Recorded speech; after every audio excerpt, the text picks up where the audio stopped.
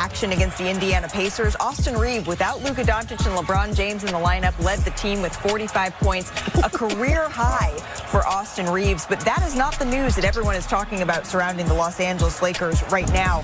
Just a couple of minutes ago, breaking news, the trade between the Charlotte Hornets and the Los Angeles Lakers for Mark Williams has been rescinded. Shams, what does that mean, and why did not this trade, why didn't it go through? Malika, sources tell me that the Lakers have failed Mark Williams on his physical exam. I'm told they found multiple issues in that exam, and it's about the extent of the injury of what they got and what they found. And in that exam, clearly they found some issues, and people have talked about his back being an issue. I'm told that that was not the reason of the failed physical. So they found a couple of other issues in his physical exam that they did not expect. Okay, so failed physical means Mark Williams will not be coming to the Los Angeles Lakers. Dalton Knecht is now coming back. Where do the Lakers go from here on this? It's not good for the Lakers because their centers, in no order, Jackson Hayes, Christian Coloco, Christian Wood, if you want to call Jared Vanderbilt a center, that's not the group you want to have for a long playoff run. No knock specifically, but this Mark Williams is supposed to be their guy. And that's one issue. The other issue is how J.J. Redick, Rob Pelinka, and everybody in the Lakers organization is going to have to lie to Dalton Knecht and tell him how much they love him, and they didn't want to. All right, on the other coast, it was the Austin Reaves show for the Lakers against the Pacers because no LeBron, no Luka. Here's what J.J. Redick said to Austin before the game. I joked with him before the game. I said, you know, did Bron talk to you? He said, yeah, Bron called me last night, told me he's going to be out. I said, we probably need a 38-8 game, you know, from you. And you know what Austin said? Hold that thought. Because he came out going straight to work. How about that little crossover to the three? Luka, LeBron's like, that's our teammate. And here's the deal. Austin Reaves, at one point, didn't know if he was going to play in the game because he's got a sore elbow. Well, it was even more so after this game because he had 20 in the first half, and the Lakers were up 66-50. Let's jump to the fourth quarter now. It's a 13-point lead for L.A. Reaves with the steal and the finish. That's a career-high 39 points. Third 30-point game of the season for him. He had 3 total his entire career prior to the season, but he was not done. To the rack for 41. Next possession. 45, 7, and 7 will do. That'll do. So he played awesome. Yeah, he had 14 of those in the fourth quarter, and the Lakers win it 124-117. One other note on the Lakers. Remember that trade that sent rookie Dalton Knecht, Cam Reddish, and some draft picks to the Hornets in exchange for Mark Williams? Well, that trade no longer exists. Sources tell ESPN the trade was rescinded after the Lakers brought up multiple issues with Williams and his physical. So, Lakers adjacent, you know what the Mavericks fans didn't need to see? This. In his first game in a Mavericks uniform, Anthony Davis goes out with what the team is calling a lower body injury. Was he great before? Yeah, he was, but this is the unwanted shiny new toy who says his job is to bring hope to the franchise that made it to the NBA Finals a season ago. So now what? Here's Tim McMahon. Anthony Davis rocked the rim for his 4th bucket in his first 4+ minutes in a Mavericks uniform, chest bumped a couple of teammates, waved his arms to work the crowd into a frenzy, and pointed at the American Airlines Center court before delivering a message. "I'm here," AD shouted. He understands how devastated Dallas fans are by losing Luka Doncic in the trade with the Lakers.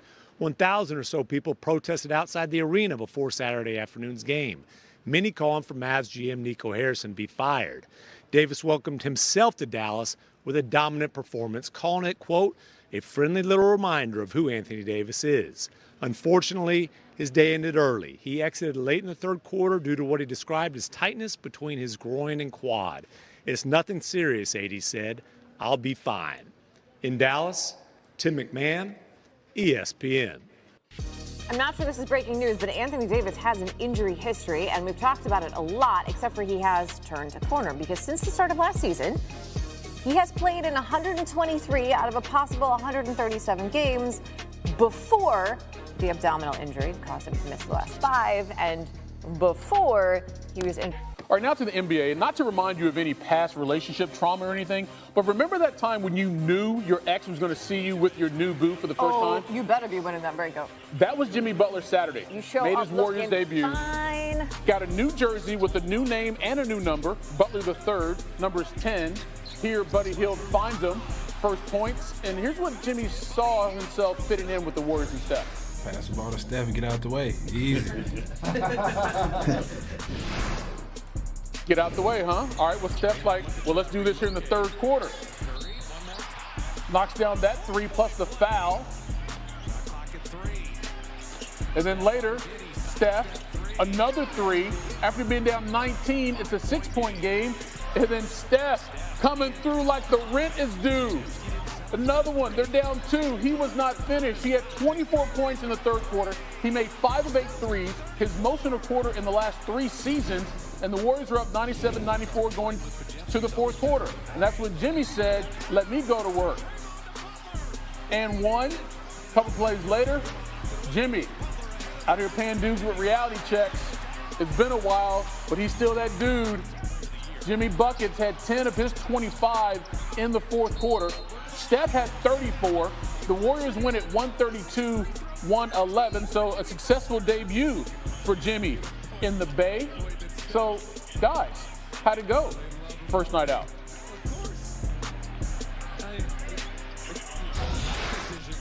They say opposites attract in a lot of ways in life, and I don't think I could be a better complement to him and vice versa, in the sense that they're not leaving him ever. Probably 2 people would never leave him, so there's so much space for everybody else, and I get the easy job. You know, I'm playing one-on-one, or I'm playing in so much space. And then everybody's looking for him, and everybody's looking to get him open. I think the idea, he's like the exact opposite player of me, which is kind of funny. Like, I'm shooting 16 threes. He shot 1, got to the free throw line a lot. He's dominating the paint. I'm dominating the outside and the perimeter. Guys working around us has the potential to be really, really fun. Hello, Mr. Perkins. I feel like this is a scene from Homeland where we need the red string, but Mr. Butler III got going late for his new team against his first team. That would be the Bulls. You following along? Good. What stood out for you from him tonight in his debut with the Warriors? Well, I mean, just what Jimmy Butler brings to the table, right? Obviously, he's capable of filling up the box score, as we can see. He had 25 tonight.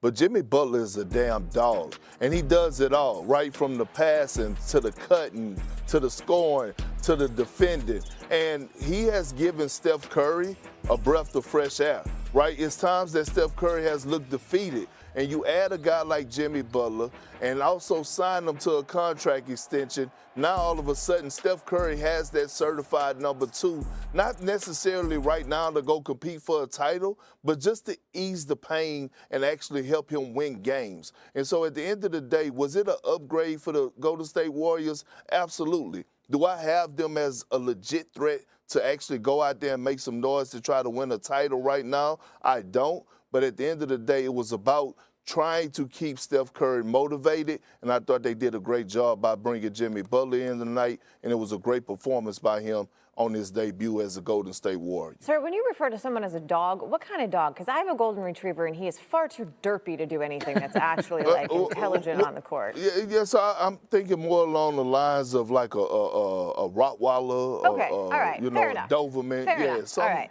Yeah. Fair enough. All right, hang tight because there's actually another debut that we should probably also talk about, so just stand by. All right. Does anybody know what the hell just happened? No! Does it make any sense at all? No! How can they let Luka go and get nothing back? We got fleeced! We got fleeced! We got fleeced! He's not back! Bring him back! He's not back! Bring him back!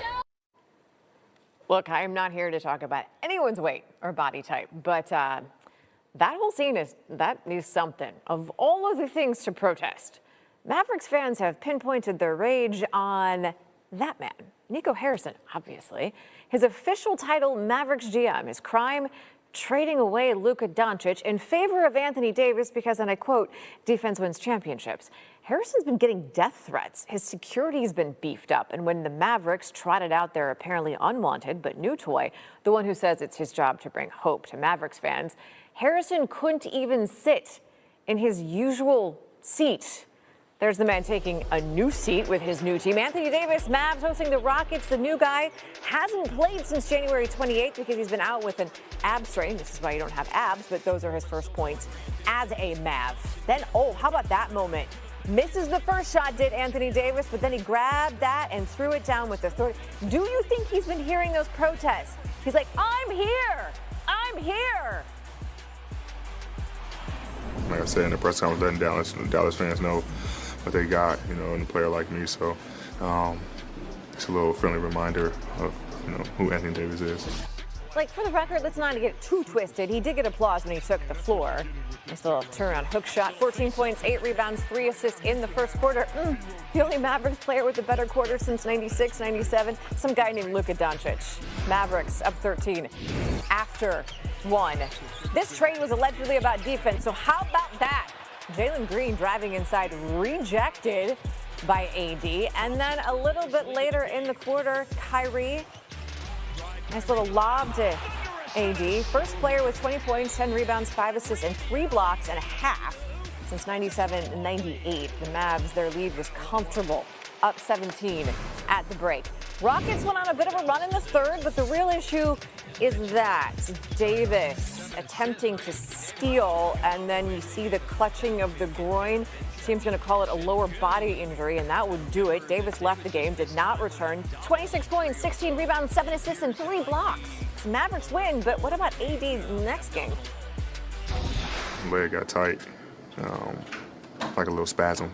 Just came back to try to get it loose and everything. Obviously dealing with the ab, strain still, but it's nothing, serious. I'm fine. How motivated would you say you were coming into this game? Very, very motivated. Honestly, this is still fresh. It's like, a divorce, right?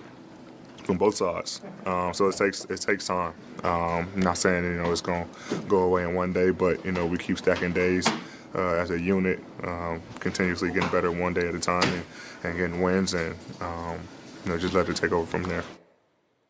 All right, so Big Perk still kicking it with us here on SportsCenter. Anthony Davis seems confident, what we heard, that the injury won't be a big deal, but the way he was playing before that injury was a big deal. When you saw the way he played and considering everything that had gone on, what stood out to you? Well, Eves, look, let me pull this one. I need to see you and we need to have a conversation. All right. So here's the thing. It pisses me off listening to those idiots outside the arena. Are they mad because Luka got traded? Is Luka an international superstar? Absolutely. But the Dallas Mavericks, Nico, did not trade Luka for nobody. They didn't trade him and get back me. They got back Anthony Davis. They got back an all-NBA player. They got a top power forward in the game today, right under Giannis Antetokounmpo. They got a guy that's that's going to be a front runner for Defensive Player of the Year. And you got arguably the most skilled power forward to ever play the game, now actually playing the power forward position. And you was able to keep Gafford and Lively. What we saw today out of Anthony Davis, I called him Baskin and Robbins because he gave you all different flavors. If you wanted the points, he gave you buckets. If you wanted the rebounds, he had 16 of those, 7 assists. And the beautiful thing, the one play that stood out was the first play of the game when he had that lob pass, big-to-big pass to Daniel Gafford, because it took me back to when the Lakers when they won the championship and AD had JaVale McGee and Dwight Howard.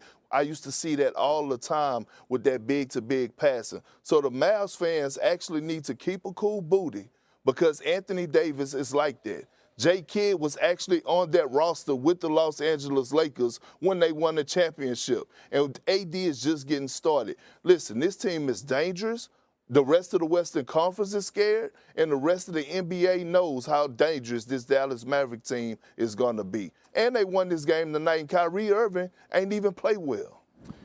Sometimes when there's a breakup, you don't realize you shouldn't have been with that person in the first place. Someone else had to tell you. And then later you be like, because it's broken. see, there was a reason. Oh, by the way, the Mavs, next 4 games, they're all at home, including one Wednesday night on ESPN against the Warriors and Jimmy Butler. All eyes were locked on the Lakers' bench, anticipation buzzing through the crypto arena. Folks were eager to see Luka Doncic take the court for the first time donning purple and gold, but that hope was squashed early. Not only was Luka out, but so was LeBron James and Mark Williams. Looked like the game was heading toward a routine night, until Austin Reaves stepped up and turned it into his personal highlight reel. The young guard delivered the game of his life, shattering his own scoring record and leading the Lakers to a 124-117 victory over the Indiana Pacers. From the jump, the Pacers came out swinging. Mathurin dropped back-to-back buckets, putting Indiana ahead right out the gate. That lead, however, didn't last long. Actually, it was the only time the Pacers would see the front of the scoreboard. With Reaves catching fire, the Lakers quickly flipped the script, locking in on defense and shutting down Indiana's offense. Before long, LA had built up a double-digit lead, stretching it past 20 at one point. It wasn't just about Reaves. Rui Hachimura played a key role too, helping keep the offense rolling while the Pacers struggled to find their rhythm. By the time halftime hit, the Lakers had a comfortable cushion. Tyrese Halliburton and Pascal Siakam couldn't seem to buy a bucket, and Indiana's offense sputtered. But coming out of the break, the energy shifted.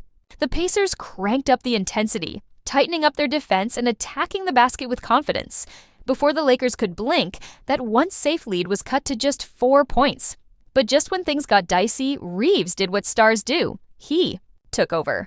A flurry of drives, free throws, and clutch shots put the Lakers right back in control, pushing the lead back to double digits heading into the final quarter. And that's when the real show began. Even with the Pacers doubling him. Nearly every possession, Reaves danced through the defense, hitting shots from all over the floor. Fans in the arena erupted into chants of MVP as he torched the Pacers for a career-best scoring night. But Indiana wasn't about to roll over. Halliburton and Siakam found their touch late, keeping the pressure on. With under a minute to go, the Lakers' lead was down to just 5, and the game was hanging in the balance. But when it mattered most, the Pacers' shots just wouldn't fall. LA held firm, locking in the win and sending Lakers fans home on a high note.